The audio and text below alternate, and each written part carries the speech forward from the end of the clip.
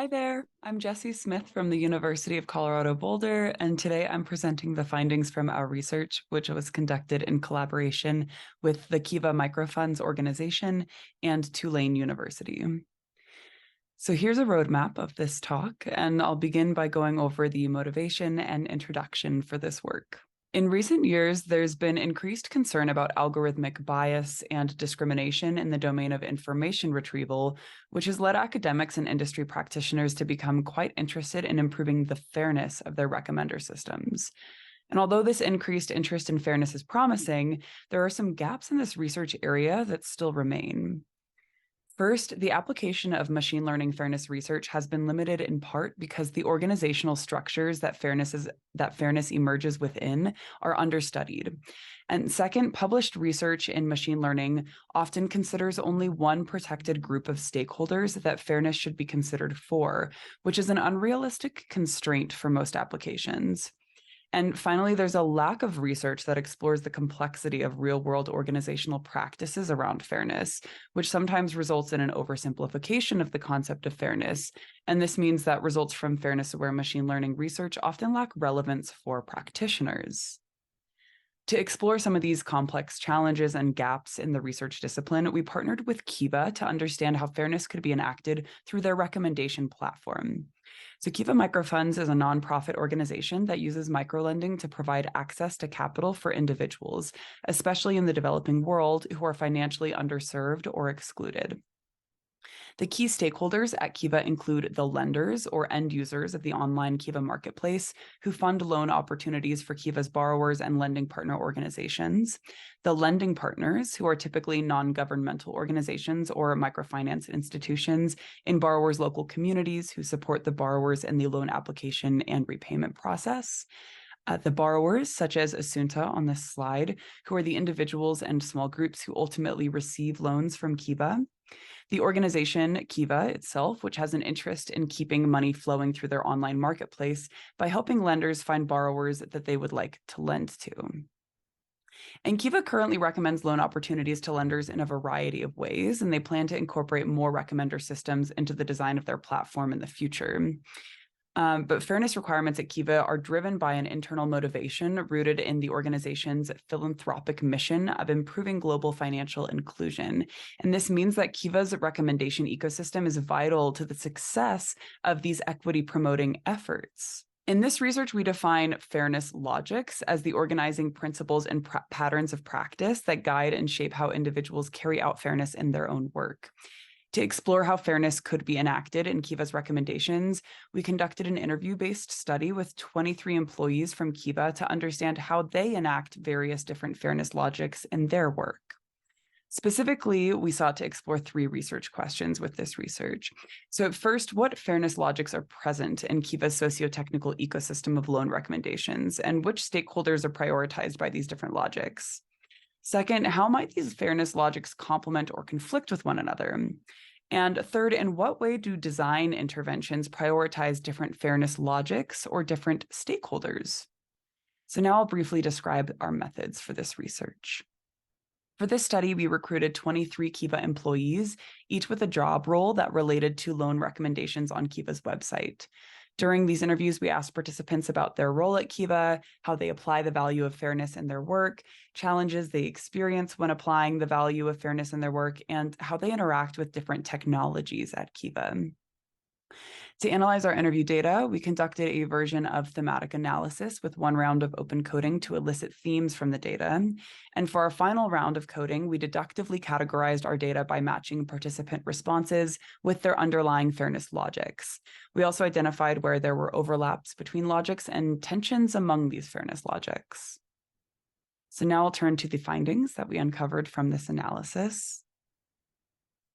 From our interviews, we identified 4 ways that fairness is or can be enacted through Kiva's loan recommendation ecosystem. We refer to these as our 4 fairness logics. The 4 fairness logics we uncovered were based on associated ethical theories from moral philosophy. So this included consequence-based fairness, which is rooted in the theory of act utilitarianism, contract-based fairness, which is rooted in social contract theory and distributive justice, and character-based fairness, which is rooted in the theory of virtue ethics, and duty-based fairness, which is rooted in the theory of deontology. Our participants who discussed how they enacted fairness through a consequence-based logic focused on two methods of achieving fairness. First, by maximizing benefit, or second, by minimizing cost. One method to maximize fairness through Kiva's recommendations was to choose a loan that's the most impactful compared to all other loans, which participant 5 described as really hard to do because everybody needs help to some degree. One method to minimize cost through Kiva's recommendations was to recommend loans that are lower risk because the lender would be more likely to get paid back, which allows them to reinvest that money in additional loans in the future.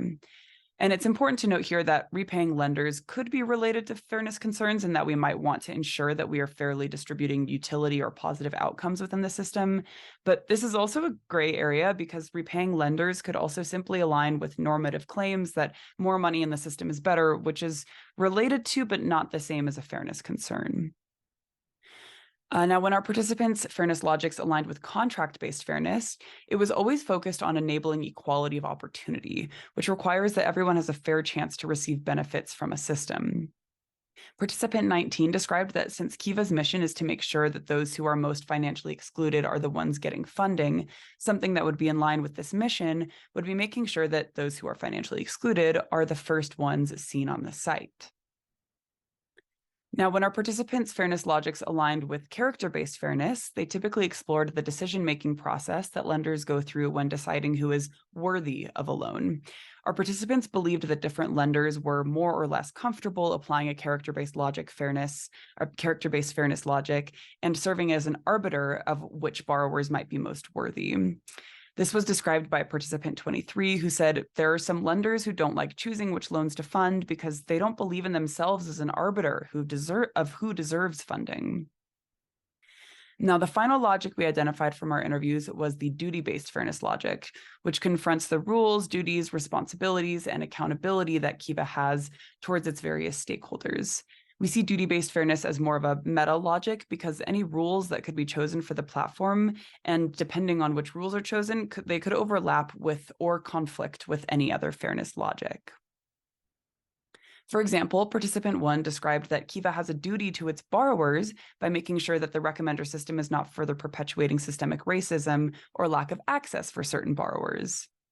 In contrast, participant 2 described that Kiva has a duty to its lenders to make sure that lenders' money and repayment rates are protected to ensure that the lenders will get their money back.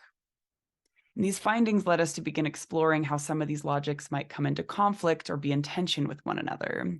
And we discovered 3 main tensions among our fairness logics. One of these tensions occurred within the consequence-based fairness logic, where some of our participants weren't sure if it was possible to maximize impact and minimize risk at the same time. For example, if Kiva wanted to maximize impact by recommending underserved borrowers, those borrowers might be riskier to lend to, which would mean that maximizing impact would result in increasing lending risk. This also led us to discover that each of our fairness logics prioritized certain stakeholders over others, which meant that enacting certain logics within the recommendation platform design might differentially prioritize certain stakeholders as well. And to confront some of these tensions, overlaps, and make sense of which stakeholders might be prioritized from different logics, we explored how different design interventions on the Kiva platform might enact one or multiple fairness logics. And we discussed the impact that these design decisions might have on these various stakeholders. These design interventions that we explored in this work acted as a great starting point because our goal with this formative research is to ultimately help with the creation of fairness-aware recommendations for Kiva. So to wrap things up, we did want to mention that since this research was a qualitative study, our findings are not generalizable beyond the context of microlending recommendations on Kiva. However, our methods of identifying fairness logics and analyzing the tensions and trade-offs are generalizable and could be useful for future researchers who seek to explore multi-stakeholder fairness in practice. We hope that this research provides methodological inspiration for how others might explore the complex context of fairness in exploring and modeling the multiple co-occurring logics of fairness in real-world recommendation settings. Of course, if you're interested in learning more about this work, we encourage you to check out the full paper. But for now, thank you for watching.